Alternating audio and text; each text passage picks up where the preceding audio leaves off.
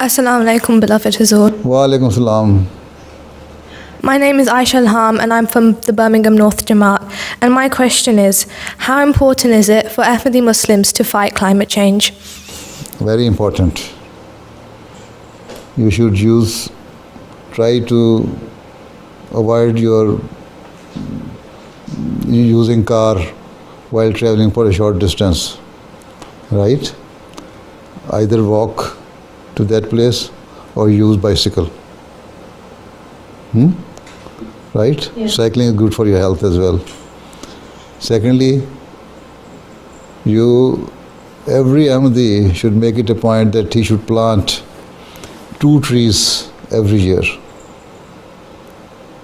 This is how you can fight climate change. If you are here, if we have 30,000 Ahmadis here in the UK or more, then every year we plant 60,000 trees. If not possible here, then those who travel to other countries, they can plant trees there. So in this way, we can help control the climate change. Okay, Jazakallah Hazur.